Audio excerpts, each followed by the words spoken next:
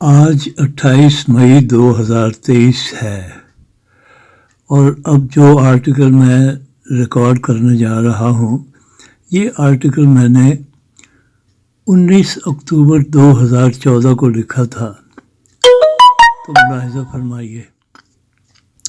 چند روز پہلے ایک جلسہ عام بریکٹ میں دھرنا میں خطاب کرتے ہوئے محترم عمران خان نے لارڈ میکالے کے حوالے سے ایک اقتباس پڑھ کر سنایا اور لوگوں کو یہ باور کرانے کی کوشش کی کہ کس طرح انگریز بر صغیر کے مسلمانوں کی ریڑھ کی ہڈی یعنی ان کے جذبہ ایمانی پر وار کر کے بر صغیر پر قبضہ کرنا چاہتا تھا۔ اگلے ہی روز جیو ٹی وی نے لارڈ میکالے کی اصل تقریر کا متن پیش کرتے ہوئے بتایا کہ محترم عمران خان نے جھوٹ بولا ہے اور لارڈ میکالے کی تقریر کا بالکل غلط ترجمہ پیش کیا ہے۔ میں اس سے پہلے ہی یہ بات لکھ چکا ہوں کہ محترم عمران خان کو یہ بات خود بھی معلوم ہو نہ ہو، انہیں پاکستان کی آسیبی قوتیں کٹھ پتلی کی طرح استعمال کر رہی ہیں۔ اب سوال یہ پیدا ہوتا ہے کہ یہ بلا موقع جھوٹ عمران خان سے کس نے بلوایا؟ یہ بالکل غلط ترجمہ کس نے عمران خان کے ہاتھ میں تھمایا اور اس سے کہا کہ چڑھ جا بیٹا سولی پر، رام بھلی کریں گے؟ پاکستان میں یہ شیطانی آسیبی قوتیں ڈے 1 سے ہی اس قسم کے تماشے جاری رکھے ہوئے ہیں۔ اچھا ہوا ان قوتوں نے عمران خان سے یہ حماقت کروائی اور ان قوتوں کے چہرے پر سے ایک اور نقاب سرک گیا۔ خاص طور پر لارڈ میکالے کے حوالے سے تو یہ بات کر کے خود کو بے نقاب کرنے کے علاوہ اس بات کی طرف بھی اشارہ کر گئے ہیں کہ ان سب کے ڈانڈے کہاں سے ملتے ہیں۔ بات واضح کرنے کے لیے مجھے تھوڑی تفصیل میں جانا پڑے گا۔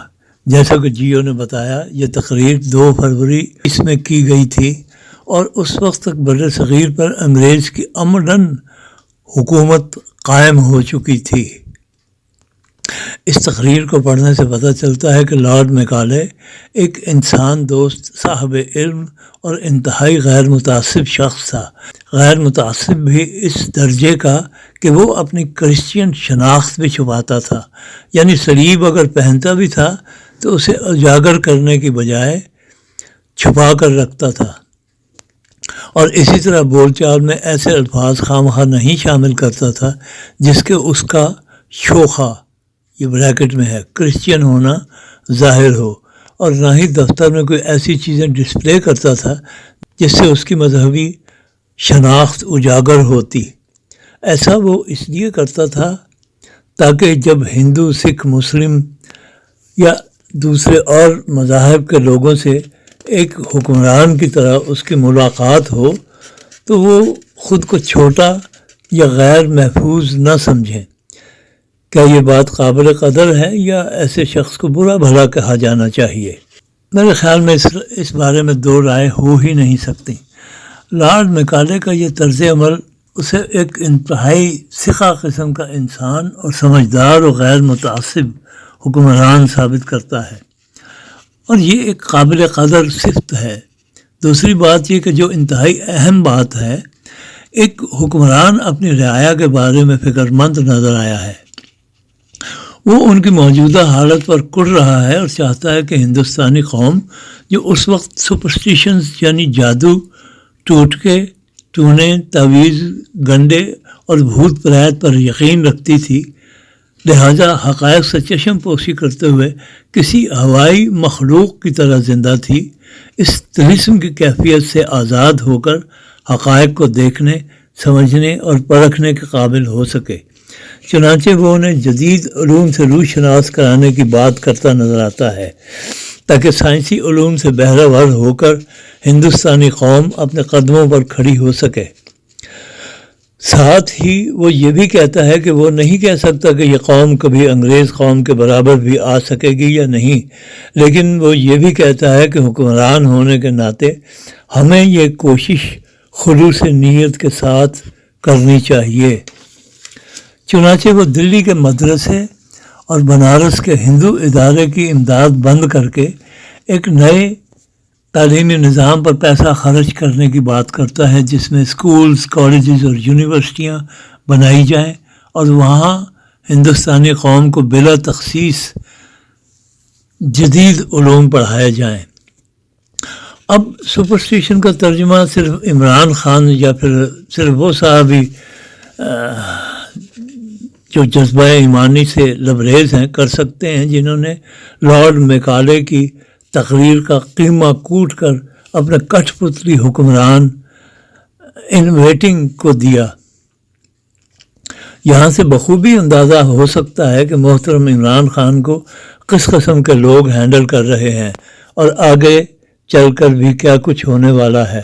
خیر، میں اس طرف بعد میں آتا ہوں، پہلے ان لوگوں کو، ان آسیبوں کو بے نقاب کرنا ضروری سمجھتا ہوں جو پاکستان سے چمٹے ہوئے ہیں اور ان کے ڈانڈے کہاں سے ملتے ہیں، کیونکہ میں پوری دیانتداری سے یہ سمجھتا ہوں کہ اس کے بغیر ہر گلی ہر محلے سے اگر سونے کی کانیں بھی دریافت ہو جائیں تو پاکستان میں بہتری آ ہی نہیں سکتی، ماں سوائے اورنگزیب عالمگیر کے دور کے، جس میں کہ مذہبی رواداری کو جبر اور شمشیر کے ساتھ کچل کر رکھ دیا گیا تھا۔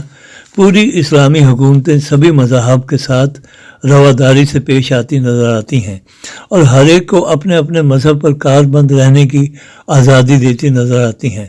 لارڈ میکالے کی تعلیمی پالیسی سے پہلے انگریز حکومتوں کا بھی یہی وتیرہ نظر آتا ہے، کیونکہ دلی کے مسلم مدرسے اور بنارس کے ہندو ادارے کی خطیر مالی امداد اس بات کی مظہر ہے۔ اس کا نتیجہ یہ تھا کہ مذہبی توقعات مطمئن تھے اور کام چل رہا تھا۔ جیسا کہ لارڈ میکالے کی تقریر سے پتہ چلتا ہے کہ پوری ہندوستانی قوم اس وقت بھوت پریت، جادو ٹونے، تعویذ گنڈے کو زندگی کا معمول بنائے ہوئے تھی، اور ایک ماہر نفس شناس کی طرح وہ اس نفسیاتی پستی کی وجہ بھی بتاتا ہے۔ وہ بتاتا ہے کہ یہ قوم ایسی اس لیے ہے کہ اس پر بدترین جبر اور ظلم کے ساتھ حکومت کی جاتی رہی ہے اور اسے محض لوٹا کھسوٹا گیا ہے، جس کی وجہ سے یہ قوم خوف زدگی کے عالم میں ہے اور تعویذ گنڈے، جادو ٹونے میں پناہ ڈھونڈتی نظر آتی ہے۔ تو اس سے اندازہ لگایا جا سکتا ہے کہ مذہب کا کاروبار کرنے والوں کی دکانیں خوب چلتی تھیں اور کسی بھی مذہب سے تعلق رکھنے والے کسی بھی عام آدمی کا ان مذہب کے نام پر کھلی دکانوں سے شاپنگ کیے بغیر گزارا ہی نہ تھا، کیونکہ جادو کی کاٹو پلٹ کے ماہر، تعویذ گنڈے بنا کر دینے والے اکابرین اور بھوت پریت کو بھگانے کے عملیات بتانے والے علماء انہی مراکز پر ہی تو ملتے تھے، بلکہ آج بھی ملتے ہیں۔ لارڈ میکالے کی تعلیمی پالیسی کی سب سے پہلی اور فوری زد تو مسلم اور ہندو مدارس پر پڑی، جن کی امداد بند ہو گئی۔ دوسرے یہ ہوا کہ اسکولز، کالجز اور یونیورسٹیوں نے جادو ٹونے، بھوت پریت اور تعویذ گنڈے کی حقیقت کو بھی کھول کے رکھ دیا۔ مذہب کی دکانوں پر لوگوں کا رش کم ہونے لگا۔ اب ان کاٹ و پلٹ کے ماہرین اور تعویذ گنڈے کے چیمپئنز کے لیے صدیوں سے روب و دبدبے کے ساتھ چلتے کاروبار کا بند ہونا بھلا کیسے قابل برداشت تھا۔ لارڈ میکالے تو ان لوگوں کو سب سے بڑا ولن نظر آنے لگا ہوگا۔ ہندو اور دیگر مذاہب کے لوگ اس کے ساتھ کیسے عہدہ برا ہوئے، یہ تو کوئی غیر متعصب محقق ہی تحقیق کر کے بتا سکتا ہے، لیکن مسلمان کیسے عہدہ برا ہوئے اس کا تو میں چشمدید گواہ بھی ہوں، اور محترم عمران خان کی تقریر میں لارڈ میکالے کی تقریر کا کوٹا گیا قیمہ بھی سب کچھ بتا رہا ہے۔ وہ ہے انگریز سے نفرت کا پھیلایا جانا۔ ان مذہب کے ٹھیکیداروں نے، جنہیں ہم عام طور پر علماء کرام کے نام سے جانتے ہیں، بریکٹ میں ہے محدود چند جینون علماء کو چھوڑ کر، اس بہانے قوم کو گمراہ کرنے کا وتیرہ اپنا لیا ہے، اور یہ لوگ جذبہ ایمانی کا واسطہ دے کر مسلمانوں کو انگریز اور مغربی تعلیم کے خلاف بھڑکانے لگے۔ ان لوگوں کی طرف سے یہ کوشش تو سمجھ میں آتی ہے کہ پیٹ پر پڑنے والی لات کا درد اسی طرح کی کیفیت میں مبتلا کرتا ہے، لیکن پاکستان بن جانے کے بعد بھی اس چیز کی کنٹینیوشن جیمانی دارت، ہاں یہ بات معنی خیز ہے۔ اس کھوٹے سکے کو جسے عوام کی اکثریت تقسیم سے پہلے ہی رد کر چکی تھی اور لوگوں نے جدید علوم کو اپنا لیا تھا، پاکستان بن جانے کے بعد بھی کس نے چلنے دیا؟ اور انگریز اور جدید علوم سے نفرت کے اس نعرے کو کس نے برقرار رکھا؟ یہی وہ آسیب ہیں جو پاکستان کو چمٹے ہوئے ہیں، اور یہ وہ تاریک دور واپس لانا چاہتے ہیں جس میں کہ ان کی دکانوں پہ رش ہوا کرتا تھا۔ چنانچہ بڑی سوچی سمجھی اسکیم کے تحت فوج کے ادارے کو اس مقصد کے لیے استعمال کیا گیا کہ جدید تعلیم اور جمہوری طرز حکومت اگر جڑ پکڑ جاتا تو یہ پھنی اور سانپ بالکل بے ضرر کیچوے بن جاتے۔ اور سانپ بھلا کیسے برداشت کر سکتا ہے کہ وہ کیچوے کی طرح زندہ رہے؟ پے در پے لگنے والے ماشاء اللہ اس بات کا ثبوت ہیں۔ ضیاء دور میں جو کچھ ہوا اور جس طرح سے اس طبقے کو نوازا گیا اور امپاور کرنے کے لیے انسٹیٹیوٹ بھی بنائے گئے، وہ اس سب کی گواہی دے رہے ہیں۔ جمہوریت کا تو صرف نام ہی رہنے دیا گیا، باقی تو سب کچھ کسی مطلق عنان خلیفہ یا بادشاہی کی طرح چلایا گیا۔ پاکستان کی تاریخ جب بھی لکھی جائے گی، قائد اعظم کی مسلمہ عظیم جدوجہد اور سحر انگیز شخصیت کو تو ہمیشہ خراج عقیدت پیش کیا ہی جائے گا، لیکن اگر یہ مورخین جینون اور غیر متعصب ہوں گے تو ذوالفقار علی بھٹو کو اسی طرح کا خراج عقیدت پیش کیے بغیر نہیں رہ سکیں گے۔ یہ وہ شخصیت تھی جس نے جمہوریت کو آمروں کے قید خانے سے رہائی دلائی اور پاکستان میں پہلی مرتبہ اس کا رخ روشن عوام کو دکھایا۔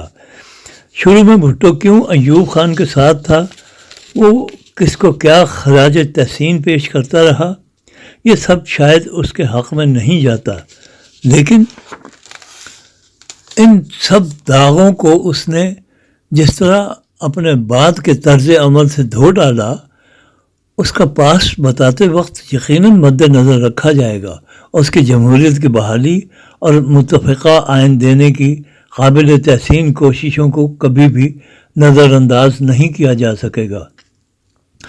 پھر ضیاء کا 11 سالہ تاریک دور آ جاتا ہے۔ اس میں سب سے پہلے طالبان جو پیدا کیے گئے، اسی فوجی آمر کی جانب سے وہ مہاجر قومی موومنٹ کے نام سے متعارف ہوئے۔ آج کل وہ متحدہ قومی موومنٹ کے نام سے جانے جاتے ہیں۔ پھر دوسرے طالبان جو پیدا کیے گئے وہ IJI کے نام سے جنرل حمید گل نے پیدا کیے، اور تیسرے طالبان افغان وار کے بعد پیدا ہوئے، جنہیں افغان وار میں مجاہدین کے نام سے جانا جاتا تھا، اور جنہوں نے افغانستان میں ملا عمر کی قیادت میں حکومت بھی قائم کی اور پاکستان میں TTP کے نام سے جانے گئے۔ پھر وہی ہوا جیسے کہ ہوا کرتا ہے، یعنی گلی کا غنڈہ پھر محلے کا غنڈہ بنتا ہے، اور محلے کا غنڈہ اگر کوئی گاڈ فادر مل جائے تو پورے علاقے کا غنڈہ بن جاتا ہے۔ چنانچہ ان سب نے پرے نکالے اور IJI کے وطن سے مسلم لیگ نواز پھوٹی، اور مہاجر قومی موومنٹ اب متحدہ قومی موومنٹ بن کر پورے ملک کا اقتدار مانگتی ہے۔ پرویز مشرف کے مارشاء اللہ کے دور میں باقی سب طالبان کے ساتھ تو بھیں پٹاس ہوتی رہی، لیکن لسانی بنیادوں پر MQM کو پروان چڑھایا گیا۔ جیسا کہ سبھی آمر پہلے نعرہ تو جمہوریت کی بحالی کا ہی لگاتے ہیں، لیکن بعد میں اپنے اقتدار کو دوام بخشنے کے لیے کوششوں میں لگ جاتے ہیں۔ اس کے لیے انہیں چند مہروں کی بھی ضرورت ہوتی ہے، اور پھر پاکستان جیسے ملک میں جہاں بنیاد ہی مذہب بتائی جاتی ہے، وہاں ہمارے اوپر بیان کردہ مذہب کے ٹھیکیداروں سے زیادہ احسن طریقے سے اور بھلا کون اس ضرورت کو پورا کر سکتا ہے؟ چنانچہ ہر آمر ان کی آؤ بھگت چاپلوسی اور انہیں طاقت بخشنے کا سبب بنتا ہے۔ صرف بھٹو دور ایک ایسا دور تھا جس میں انہیں پذیرائی نہ ملی اور جس کا بدلہ ان لوگوں نے نظام مصطفیٰ کی تحریک کے ذریعے لیا، جس کے نتیجے میں ضیاء کا ظالمانہ اور جابرانہ تاریخ دور ملک پر مسلط ہوا۔ پی پی کو تباہ کرنے کے لیے اس دور میں جہاں اور حربے استعمال ہوئے، وہیں پر ایم کو بھی مارکیٹ میں لایا گیا۔ وجہ صاف ظاہر تھی کہ پی واحد جماعت تھی جو جینون ڈیموکریسی پہ یقین رکھتی تھی۔ گو کہ بھٹو نے اپنے دور حکومت کے آخری دنوں میں مذہب کے ٹھیکیداروں یعنی ملاؤں کو خوش کرنے کی ناکام کوشش بھی کی، لیکن یقیناً اس کا مقصد جمہوریت کو بچانا تھا، جو کہ پھر بھی نہ بچ سکی۔ بی بی نے اپنے دور حکومت میں ملاؤں کو ساتھ لے کر چلنے اور جمہوریت کو بحال کرنے کی کوشش ضرور کی، لیکن یہ آصف کیونکہ اس سب عرصے میں پاکستان کی فوج کو پوری طرح اپنی گرفت میں لے چکا تھا، اس لیے کامیاب نہ ہو سکی۔ نواز شریف نے شریعت بل کے ذریعے مطلق العنان خلیفہ بننے کی کوشش کی تاکہ فوج کا آصف بھی اسی کی ذات میں سما جائے، لیکن اس توانا ہو چکے آصف نے نواز حکومتوں کو بھی نگل لیا۔ مشرف کا مارشل لاء اس بات کی تصدیق کے لیے کافی ہے۔ گو کہ آصف علی زرداری نے اس آصف کو ہر طرح سے یقین دہانی کرا دی تھی کہ وہ اس کے ساتھ کوئی پنگا نہیں لیں گے، مگر پھر بھی پی کی اس حکومت کو 5 سال نکالنے میں دانتوں پسینہ آیا رہا۔ مر بھر کے اس حکومت نے 5 سال بھی نکال لیے اور چند ایک ڈری سہمی ترامیم بھی کر دیں، اور غالباً اس میں آصف علی زرداری کا بذات خود صدق دل سے سپرسٹیشس ہونا بھی اس 5 سال پورے کرنے کا باعث بنا۔ محترم نے تو اپنے اس وصف کی ایوان صدر سے رخصت ہوتے وقت اپنے پیر صاحب سے پھونکے مروا کر سرکاری طور پر نمائش بھی کی۔ انہی 5 سال کے دوران وہ باقاعدہ سرکاری طیارے پر حضرت نظام الدین اولیاء کی درگاہ پر انڈیا میں حاضری دینے بھی گئے۔ چنانچہ موگیمبو خوش ہوا اور مرتے بھرتے ہی صحیح اس حکومت کو 5 سال نکالنے دیے گئے۔ آصفی معاملات جب 67-68 سال پر محیط ہو جائیں تو ان معاملات کو چلانے والوں کے ہاں بھی نئے زاویے پیدا ہوتے رہیں گے اور دھڑے بھی بنتے رہیں گے۔ موجودہ صورتحال یہ ہے کہ 2013 کے الیکشن سے پہلے ہی کچھ دھڑوں نے نواز شریف کو 6 باری دینے پر رضامندی ظاہر کر دی اور جیسے تیسے انہیں اسمبلی میں اچھی خاصی اکثریت بھی دلوا دی، لیکن دوسرے دھڑے والے جس میں زیادہ تر ریٹائرڈ آصفی قوتیں شامل ہیں اپنے تئیں یہ سمجھے بیٹھے تھے کہ ان کے گھوڑے جیت رہے ہیں۔ ایسا نہ ہوا اور ڈسپیوٹ شروع ہو گیا جو دھرنوں کی شکل میں آصفی گاڈ فادر کنٹرول کر رہے ہیں۔ اس سب میں مجھے کسی بھی طرف سے پاکستانی عوام کی بھلائی کا کوئی پہلو نظر نہیں آتا۔ یہ دھڑا جیتے یا وہ دھڑا، کنٹرول تو سب کو آصف نہیں کرنا ہے، جیسا کہ عمران خان سے لارڈ میکالے کی تقریر کا خیمہ کٹوا کر ظاہر کیا گیا ہے۔ جس ملک میں 7% آبادی مسلمان ہو وہاں ہر وقت اسلام کی رٹ سوائے آصف کا اپنے پنجے دکھانے کے اور کچھ بھی مطلب نہیں نکالا جا سکتا۔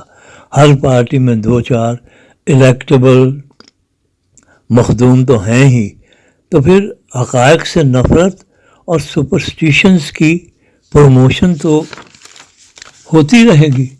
جس ملک میں جمہوریت بھی نام کی ہوگی، تعلیم سے بھی نفرت دلوائی جائے گی، نظام میں ریفارمز لانے پر بدکا جائے گا، وہاں بھلا بہتری کے آنے کا کوئی سوال کیسے پیدا ہوگا؟